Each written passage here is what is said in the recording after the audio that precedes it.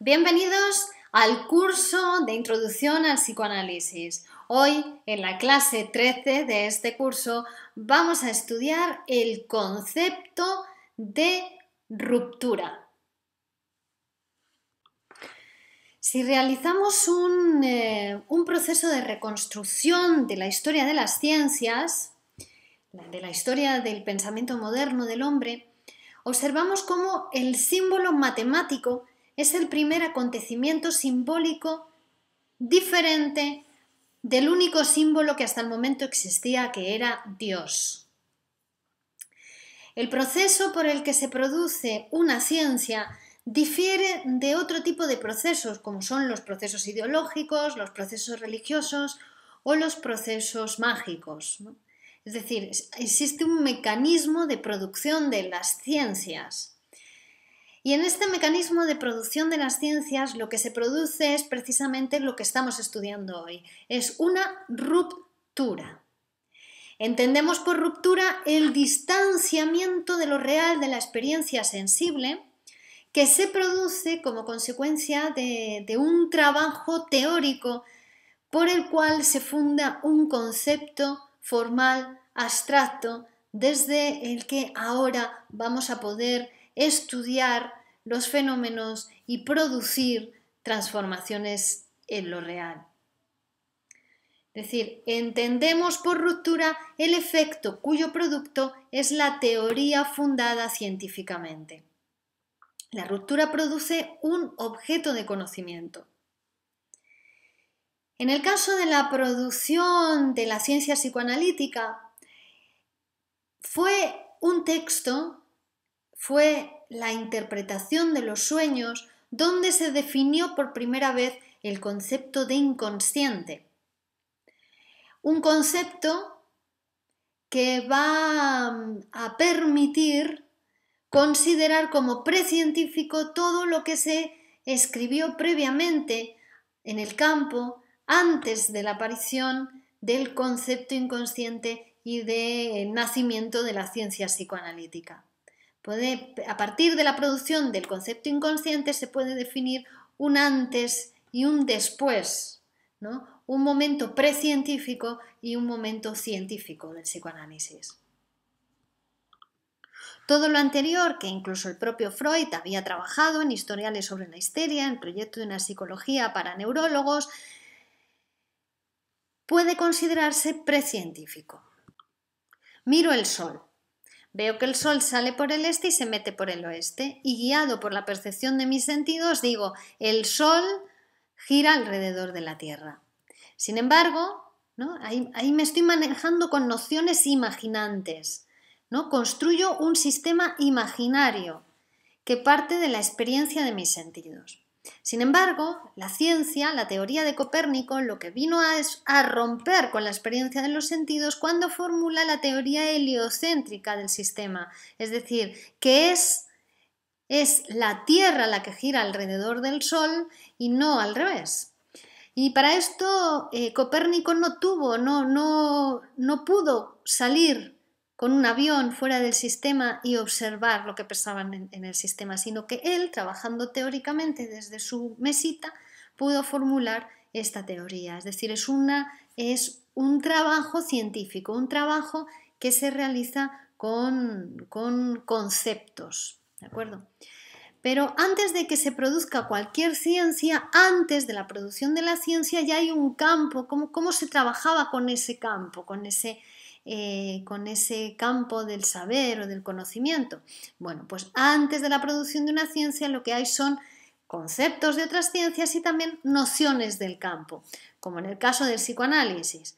Para producir el psicoanálisis, para producir el concepto teórico, el objeto de estudio del psicoanálisis, Freud se valió de instrumentos de materia prima, que era la información que obtenía en los análisis de las pacientes con las que él estaba trabajando, de Amy, de Elizabeth, ¿no? el caso de Anna Oh, que trabajaba Breuer, etc. Pero además toma conceptos de otras ciencias que utiliza como instrumentos, como por ejemplo la filosofía que se deriva del principio de constancia de la física, la noción de campo, ¿no?, que él ya había trabajado en el proyecto de una psicología, la vacía de contenidos, y la trae, y la filosofía de la existencia de lo manifiesto y lo latente. Con estas nociones y conceptos él trabaja y ahora va a producir el concepto teórico, el objeto de inconsciente. Después, en la práctica clínica, en la práctica técnica, lo que vamos a ir es con este concepto teórico y lo vamos a utilizar como instrumento en el proceso de trabajo práctico técnico con el objetivo de producir el inconsciente del paciente fulanito de tal, ¿no? Porque si no, el ser humano, cuando se mueve en el campo de lo imaginario, en el campo de la ideología, ¿no?, ahí reconoce tener pasiones, reconoce tener deseos, pero desconoce el origen de sus pasiones, desconoce el origen de sus deseos, confunde la apariencia con la verdad, ¿no? La experiencia del sensible con respecto al sol es imaginaria, pero yo produzco teóricamente la teoría que me da cuenta de cómo se produce el verdadero movimiento en el sistema solar. ¿De acuerdo? Bueno, pues este proceso este mecanismo de producción de una ciencia, ¿no?, se produjo por primera vez cuando nació el número matemático, ¿no? Cuando nace el número matemático, ¿no?, ahí se produce por primera vez el primer símbolo diferente a Dios. Hasta ese momento las personas se relacionaban dentro del circuito de lo imaginario. Cuando nace el número matemático, se accede a lo simbólico en un lugar diferente que no es Dios.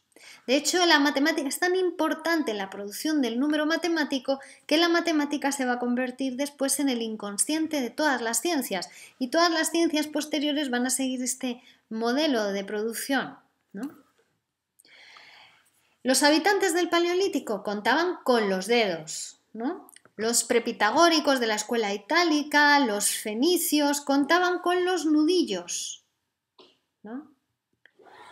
Entonces, cuando nace el símbolo matemático se produce la ruptura por excelencia. Es decir, como dicen los teóricos, cae asesinado uno de los conjuntos reales que tenían que estar presentes para el intercambio, ¿no? Es decir, había, por una parte estaban los dedos y por otra parte estaban las vacas, las ovejas, los mecheros. Entonces, cuando alguien quería comprar, decía 3 vacas, y ponía los dedos, y entonces ya el otro le daba 3 vacas y sabían que le estaba dando justo lo que había pedido, ¿no?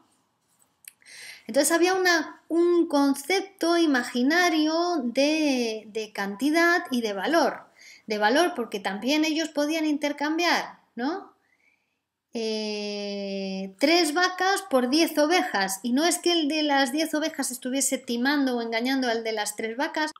Cuando aparece el número matemático, cae uno de estos objetos. Ya no es necesario poner los 3 dedos, sino que me guardo las manitas en el bolsillo y digo el número 3. Quiero 3 tomates, 3 manzanas, y el otro ya sabe la cantidad de tomates y de manzanas que me tiene que dar. Desde nuestro saber actual podemos decir que ellos, antes de la aparición del número matemático, tenían un concepto imaginario de cantidad y de valor. Entonces, desde lo imaginario, reconozco mis deseos, padezco mis deseos, reprimo mis deseos, inhibo mis deseos, pero desconozco la estructura determinante de mis deseos. Reconozco el sol, pero desconozco su movimiento real y confundo su movimiento aparente con su movimiento real. La ciencia, para ser ciencia, necesita trabajar materia prima, ¿no? Y para la producción del concepto teórico va a ser necesario un trabajo teórico. Pero ¿cuál es esa materia prima entonces con la que trabaja la ciencia para producir el concepto teórico? Pues esas son las nociones. Nociones no son ni palabras sueltas, ni frases sueltas, ¿no? Las nociones son las unidades del discurso de la ideología, ¿no? Por ejemplo, si me preguntan del tiempo, puedo decir, si no me preguntan del tiempo, puedo decir el tiempo de la vida, el tiempo de mi sexualidad, el tiempo de la pintura, pero si me preguntan por el tiempo, no sé lo que es el tiempo, no puedo dar una explicación que dé cuenta acerca de lo que es el tiempo. Reconozco el paso del tiempo en mí, por ejemplo, pero desconozco los instrumentos formales que me darían un conocimiento científico acerca del tiempo. Por ejemplo, antes de la fórmula de la velocidad había nociones acerca del espacio, de la velocidad, del tiempo, ¿no? Se podía decir, si había dos móviles que competían, ¿no?, en el recorrido de una distancia, se podía decir que era más rápido el que llegaba antes. Pero estas nociones no podían dar por sí lugar a un concepto formal abstracto de la velocidad hasta que la física no importa de la matemática el vacío de las magnitudes geométricas. La elemental física de Galileo nace 2000 años más tarde de que se produjeran las magnitudes geométricas. Tuvieron que pasar 2000 años desde que se producen las magnitudes geométricas hasta que Galileo importa las magnitudes geométricas y puede formular su física elemental. Lo que toma es el concepto abstracto, vacío, las leyes de las magnitudes geométricas, ¿vale? Y así, de esta forma, se puede llegar a formular la fórmula de la velocidad, es decir, velocidad es igual espacio partido tiempo, o incluso el espacio, que es velocidad partido tiempo, o el tiempo, que es espacio partido velocidad. Kant también va a producir una ruptura en el sentido de que hasta Kant se vivía en un mundo esencial donde el conocimiento provenía de los objetos. Y ahora Kant nos va a traer al sujeto cognoscente, ¿no?, y la posibilidad de acercarnos al mecanismo de producción del conocimiento. Siguiendo a Kant, Freud nos va a hablar de tres grandes heridas narcisistas de la humanidad. La primera de ellas se produce con la revolución copernicana, cuando Copérnico y la teoría heliocéntrica nos viene a decir que la Tierra no es el centro del universo, sino que el Sol es el centro del universo. La segunda herida narcisista proviene de la teoría de Darwin, donde, ¿no?, hasta ese momento se creía que el ser humano era el centro de la cadena de lo biológica. Viene Darwin y dice que el ser humano es solamente un eslabón en la cadena de los seres vivos. Y la tercera herida narcisista para el ser humano fue la teoría del inconsciente, que le vino a decir que su conciencia, eso que uno siente como más seguro, ¿no?, es ilusoria, que el centro del aparato psíquico es precisamente el inconsciente, que no es que se piensa lo que se existe, sino que se piensa donde no se es. Si la experiencia copernicana nos muestra la experiencia sensible como incapaz de producir conocimiento, la experiencia freudiana nos va a mostrar cómo la conciencia es incapaz de producir pensamiento. Menasa añade, además a estas tres heridas narcisísticas, otra producida por la teoría del valor de Marx, ¿no?, donde viene a decir que el sujeto social es producto de sus relaciones, que la posición que ocupa en el sistema de clases es una posición producida por las relaciones sociales y no que el sujeto elige la posición que tiene dentro del sistema de clases. La lingüística, a poco tiempo de nacer el psicoanálisis, en el año 1906-1907, también va a producir otro descentramiento, otra ruptura, porque va a separar para siempre lo que es la palabra de la cosa. Así que a lo largo de los últimos siglos el hombre ha experimentado una serie de descentramientos que le van a traer estas ciencias, ¿no? Y que van descubriendo una carencia en el hombre que precisamente es esencial para ser, ¿no? El inconsciente jamás va a coincidir con aquello que parece, porque ya hemos dicho que para manifestarse ya ha tenido que sufrir, experimentado una transformación. Es como un pensar a contratiempo lo que nos traen estas ciencias conjeturales. La actividad científica se caracteriza por una articulación entre la práctica técnica y la práctica teórica. Se está constantemente yendo desde lo que es el concepto formal abstracto a la experiencia real y de la experiencia real al concepto formal abstracto. Pero esto solamente lo podemos decir una vez que ya ha operado la ruptura, una vez que ya tenemos el concepto teórico, ¿no? Podemos ir del concepto teórico a la experiencia real y viceversa. Antes de la producción del concepto inconsciente no se podía saber nada de lo inconsciente.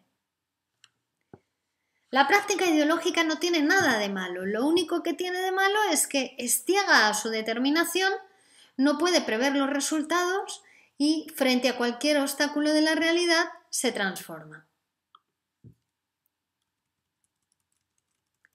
El concepto de inconsciente es ahora un instrumento con el cual otras ciencias pueden trabajar y ejecutar su práctica técnica. Antes de la ruptura, antes de la formulación del concepto, lo que estoy haciendo es un trabajo teórico para ir de la experiencia sensible al concepto teórico. Después de la ruptura hago un trabajo práctico, técnico, voy del concepto teórico a la realidad de la experiencia sensible. Y es ahí donde puedo producir el inconsciente real de fulanito de tal. El psicoanálisis va a producir 3 tipos de rupturas. Va a producir una ruptura teórica, en el sentido de que ahora descentra al sujeto de la conciencia, lo sujeta al inconsciente y le dice que lo que percibe es ilusorio. Es una ruptura teórica. Funda un nuevo campo científico de conocimiento con un objeto de conocimiento propio que es el inconsciente. Por otra parte, el psicoanálisis va a producir una ruptura filosófica. ¿Por qué? Porque, a diferencia de la filosofía, el psicoanálisis parte de los efectos. No de las causas, sino de los efectos, del último producto efecto del sistema, que es el sueño contado, el sueño manifiesto, que es el relato del síntoma, el relato acerca de la vida del paciente, y partiendo de este efecto, de este producto, va a reconstruir operaciones, condensación, desplazamiento, puesta en escena, elaboración secundaria, ¿no? ¿Para qué? Para llegar a producir por interpretación el deseo inconsciente que produjo, que motivó la aparición de esos efectos, pero que se encuentra en otro lugar diferente a donde encontramos los sueños, los síntomas manifiestos. Después hace una reconstrucción teórica y dice, ese deseo dio lugar a estos procesos de condensación, de desplazamiento, de puesta en escena, de elaboración secundaria y dio lugar a este síntoma, a este sueño, etc. Pero eso ya es una reconstrucción teórica, porque nosotros partiendo de los efectos lo que podemos llegar es a producir el deseo inconsciente. Esto le diferencia de la filosofía, ¿no? Que tiene otra manera de producir el conocimiento y cuyo máximo exponente sería Laplace, que decía, dadme todas las causas y predeciré todos los efectos. En el psicoanálisis es al contrario, se parte de los efectos y en ese sentido produce también una ruptura filosófica.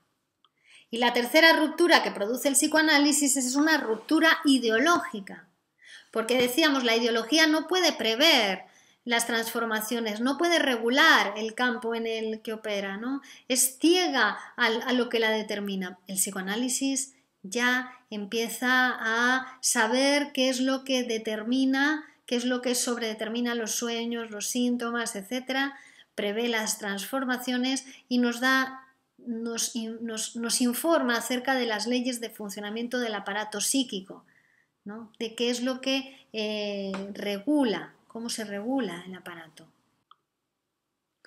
Si no disponemos de una estructuración científica teórica, si solo disponemos del bienestar que nos brinda la ideología, nunca podremos regular ni prever las transformaciones, ¿no? El trabajo ideológico produce efectos, claro que produce efectos. La psicología conductista también cura pacientes, los viajes rápidos a Grecia, el psicoanálisis kleiniano, el arte de bordar, todo cura, ¿no? Puede curar, pero nunca podremos, aplicados al campo psíquico, nunca podremos ni hacer un diagnóstico, ni un pronóstico, ni un plan de tratamiento trabajando desde el campo de la ideología, ¿no? En 1895 la conciencia era el centro del aparato psíquico, también para Freud, que era un conciencialista, un racionalista, ¿no? En 1895 la histeria era un capricho o a lo sumo era producto de algún tipo de enfermedad orgánica que no se sabía muy bien cómo afectaba a los procesos psíquicos, ¿no? Es Anao la que le dice a Breuer, por favor déjeme hablar. Es Emil la que le dice a Freud, no me hipnotice más, cambie de técnica, que esa técnica no funciona para el objeto teórico que usted está trabajando. Es Elizabeth la que le lleva en su relación transferencial a escribir el proyecto de una psicología con el intento de dar cientificidad a lo que él estaba descubriendo, ¿no? Lo que pasa que en el proyecto de una psicología, pues él está utilizando el método y el modelo de las ciencias naturales, ¿no? Es Elizabeth la que le dice a Freud, por favor no interrumpa, hablar y soñar sin interrupciones son características fundamentales del inconsciente, ¿no? Por supuesto es Freud quien lo escucha, ¿no? Y quien escribe al respecto, quien investiga, porque él tenía la pretensión en todo momento de que eso que estaba escribiendo tuviese un sostén científico. Y ese sustento científico nace en la página donde Freud escribe por primera vez y formula el concepto de inconsciente, ¿no? Si después esto ideológicamente no cristaliza en la sociedad, eso ya no es un problema de la ciencia, eso es un problema de la sociedad en la cual la ciencia colabora junto con otras disciplinas, ¿no? Y la ciencia es importante en el campo científico que se quiere producir, ¿no? Es decir, en este caso, el campo del hombre psicológico, del ser psíquico. Ahí es importante la ciencia. La importancia de la ciencia es relativa, ¿no? Porque dentro del gran mundo, dentro de la metáfora de todo lo posible que es la realidad, la ciencia es un punto minúsculo que sabe todo, pero sobre aquello que determina.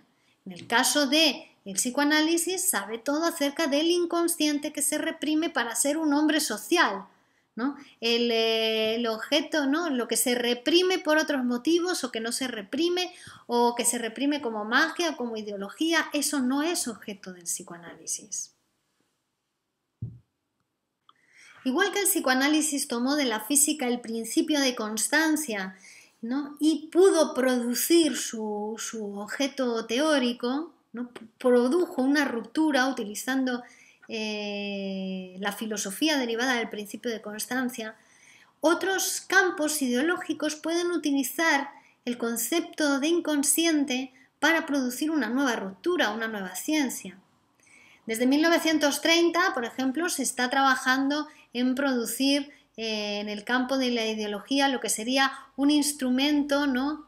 Una teoría de las ideologías. Y de hecho se han hecho varios intentos de combinar marxismo y psicoanálisis, ¿no? Para llegar a esa teoría de la ideología.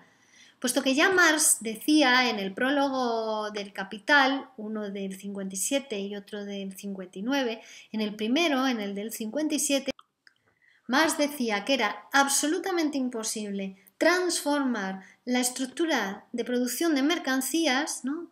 sin que se transformase también la superestructura, la ideología, el pensamiento en la familia, la manera como se educan los adolescentes, la manera como se forman los universitarios. Marx decía que tenía que producirse no solamente el cambio de las infraestructuras, sino de la superestructura, que estuviera coordinado con la superestructura para que hubiese un verdadero cambio de las estructuras de producción de mercancías, porque como se ha visto, se ha comprobado en los intentos de revolución, todas ellas han fracasado porque solamente ha habido un cambio en la producción de mercancías. Marx decía que la teoría del valor no podía dar cuenta del sujeto del arte y del sujeto del amor.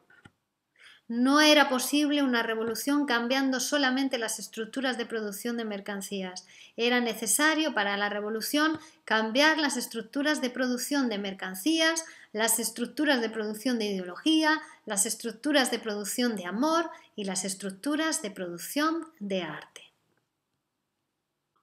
Y nos dicen, no vayan ustedes a creer que un señor con una cadena, con un reloj de oro en el vientre es un burgués.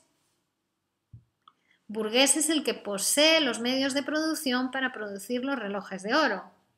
A partir de estos intentos de combinar marxismo y psicoanálisis, hubo un gran movimiento para negar la cientificidad del psicoanálisis. Es muy importante para el positivismo lógico negar la cientificidad del psicoanálisis. La historia del hombre no es continua, sino que es discontinua. Toda sociedad actual nació de una sociedad anterior. Y aunque no podamos preverlos, sabemos que la sociedad actual tampoco va a ser eterna, ¿no?